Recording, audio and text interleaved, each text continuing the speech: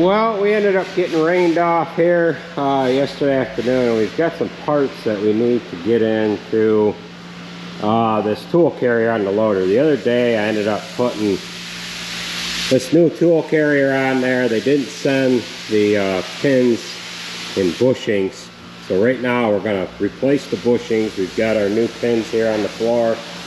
We've got it partially taken apart here. We ended up removing this center pin, took the seals out of it.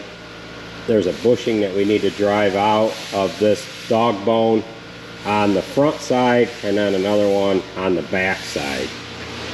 We're going to try just driving it out with a hammer. That's probably not going to work, so what we'll probably end up having to do is run a bead of weld in several spots around on the inside of that. Let that cool down, it'll shrink, and then we'll be able to drive it out and drive the new one in. And then there's a seal, a grease seal that goes on to each side of it on the dog bone, and then again on these arms we've got the same thing going on here. Now if you recall, when we put this on, we had quite a bit of a gap here in between this opening, so we've got to shim this accordingly so that this dog bone stays centered, so it's not moving around a lot, or else we're going to wear them.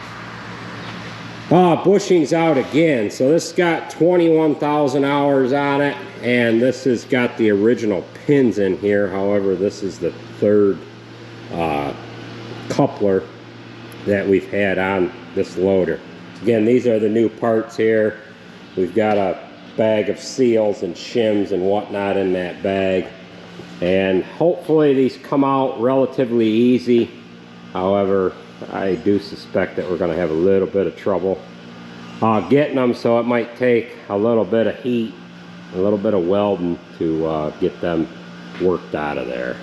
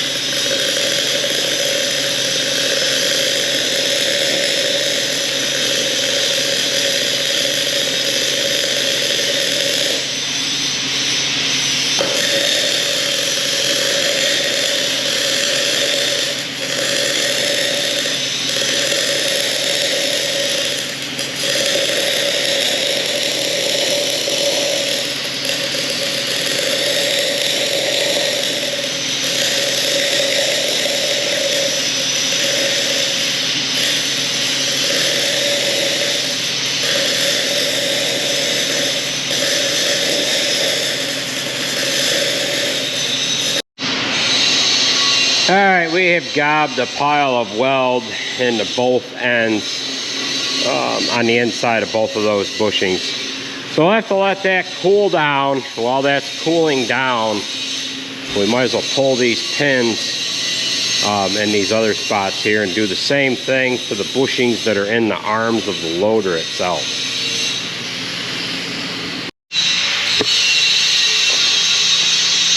Well, we have removed the the coupler itself, and we do have new bushings to put in the arms. However, they're not wore enough to warrant having to replace them. Everything is tight with the new pin. So we're going to go ahead and put this coupler right back on, put the appropriate shims in there, and pound them bushings out of that dog bone, and then get this thing back together here.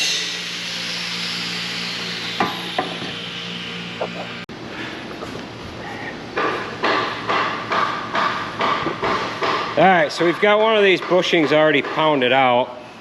Now we're going to go ahead and pound the other one out. That came out pretty easy. It has cooled long enough, so we'll get this other one pounded out here.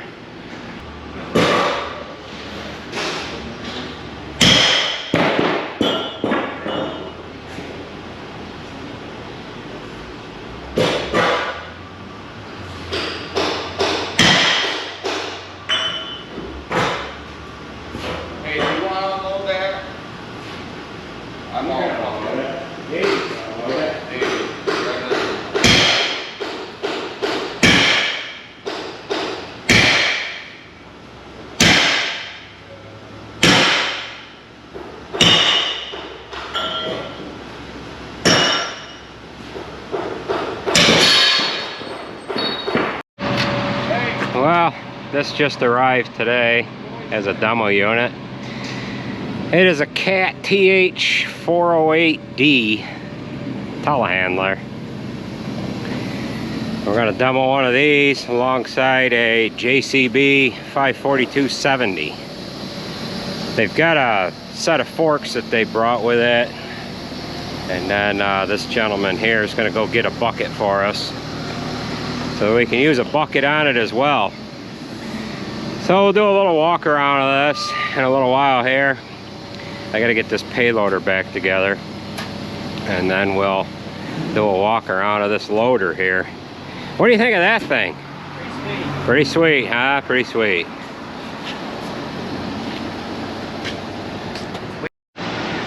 Alright, we stepped outside for a second while they're unloading that telehandler. I've got both bushings pounded out of this dog bone. I had a little bit of trouble with the pin staying in place because I didn't leave enough room on the top side of the bushing for the pin to set down in there. So now we're going to go ahead and put our new bushings in there, and then once we get that dog bone back into place, I didn't put the shims in on here yet because we need to see where this is centered and then put the shims in accordingly here.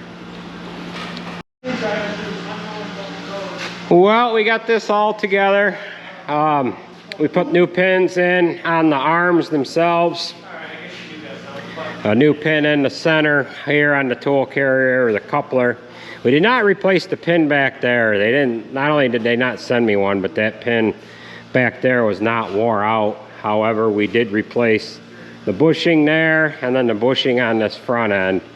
We had to take this dog bone here up to P&M Diesel, up to Doc's. We had to have him press the bushings in. We got them in about 3/4 of the way and just could not move them any farther. So we're gonna have to get a hydraulic press just for doing jobs like this. We've got the appropriate amount of shims in on the arms. If you recall, that was wandering quite a bit when we first put this on here. That's why we waited until now to kind of redo this. We didn't have the new pins when we went to put it together. However, I wanted to get it on there because the other one was broke out. Right in, actually it was over in here. This section, this spot here, it was broke. And then this weld here on the old one broke out twice. We put a piece of inch cold roll on there on the old one. That broke here 2 or 3 weeks ago, and we stacked another one on there. So we're gonna roll this out the door. And we had another telehandler show up here. We're actually doing a demo on the Cat telehandler, and this JCB just showed up too. This is basically the same thing as our older one. This is just one model. It's just the next series. This is a 542 70 Agra Plus, and it came from Alta Equipment Company. They ended up buying Vantage, and they bought Lift Tech. We bought that one from Lift Tech. So we're going to try both of these machines out here. That one's, how many hours on our old one? It looks like it's whipped. And just to kind of show you, the interiors on these JCB units are not all that great. Now, this has got 11,276 hours on it.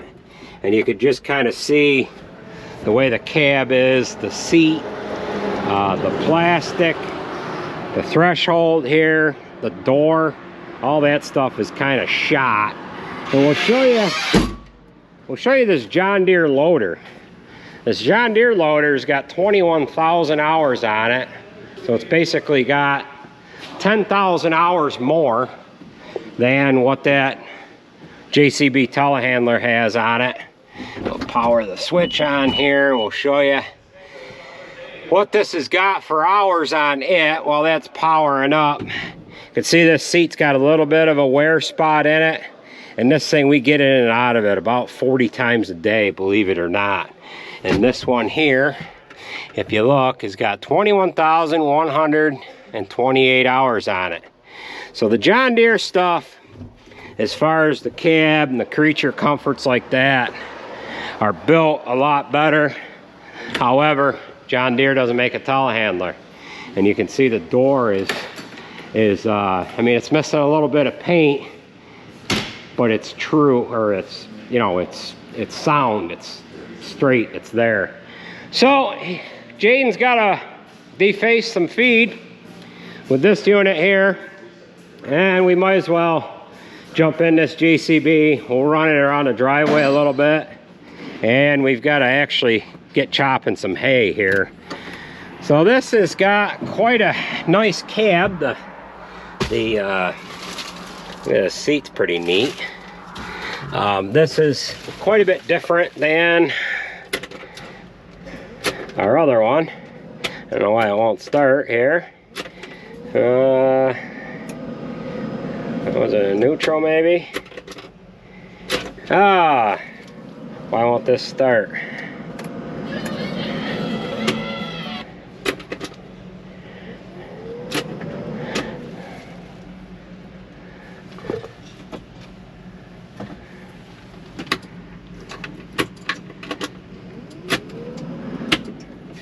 Hey, what's the start in this thing? Oh. I guess you got to push the brake in order to start it. So we're learning. Oh, let's see here. Oh, how this park brake works. There, it's just a little lever here. So that's released. Turn the radio off. Got the flashers on. We don't need that on. Let's see here. I don't know where, we don't have a bucket right here for this one. But we'll run over here and put a bucket on it. See how everything looks with that here. I don't know what this has for gear selection here. I don't even know what gear I'm in.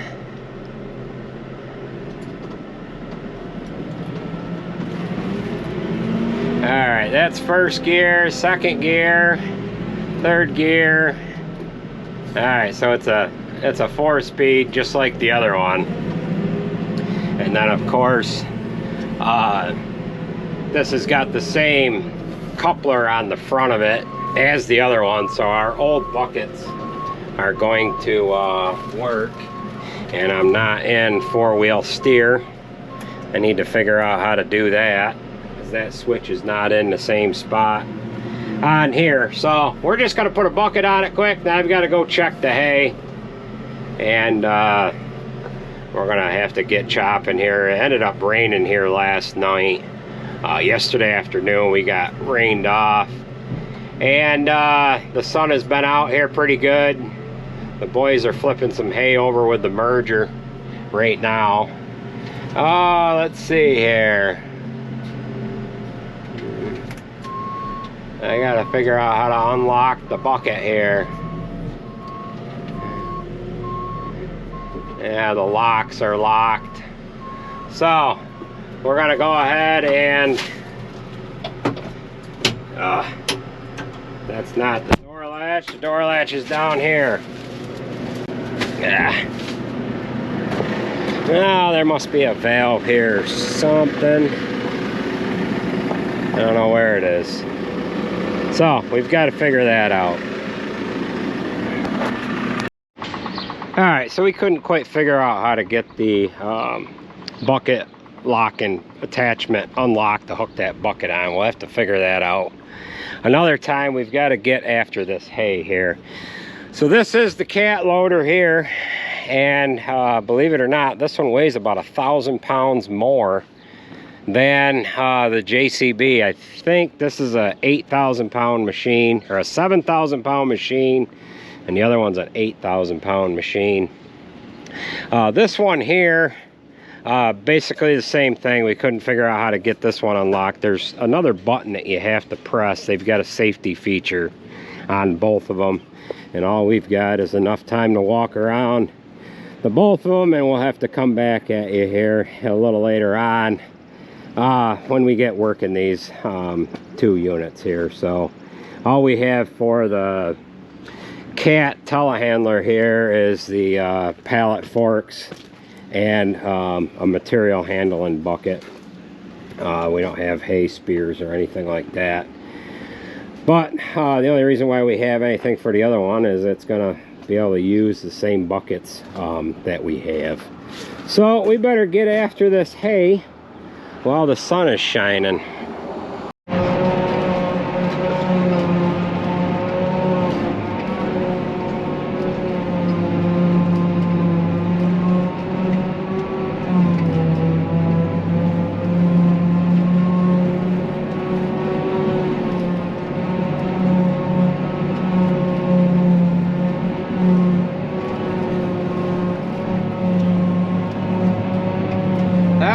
We are right at the chopping here. We moved into this field here yesterday afternoon. We were chopping near home. We got rained off, and the boys were down on this field here merging, and they only got a little bit of a sprinkle from the thunder shower that we had gotten. So we let things dry up a little bit, let things sit for a half hour, 45 minutes. Then we came down here. I made it once around the field. Not even once around, and it just started pouring. It let loose with the second storm. So Jared just pulled out. We've got Alex in here that we're loading out. I don't see any trucks coming. So hopefully they start getting here before we get this one full. On the 2 telehandlers that you seen earlier on here in the video, those machines, we'll end up having to do a video on them once we get using them. I didn't have any time at all in this video to really, you know, give them a good walk around. I didn't even know how to do a couple of things with the controls because I wasn't familiar with either one of them. We were working on the payloader. I needed to get that payloader done so that I could get to chopping hay here, and we really didn't have any time to put any time that we put into those telehandlers. I really didn't have time for anyway. So once we get using them, we'll do a couple of videos on them. We'll let you know our thoughts on the 2 of those machines. Now that older telehandler that we have, that is obviously a JCB, and it is basically the same model as the new demo that we're going to be using. We don't have any experience with the cat telehandler. We've had a couple of John Deere telehandlers in the past. However, we don't know anything much about the cat telehandler. So that's going to do it for this video, folks. I want to thank you for watching, and we will catch you at the next video.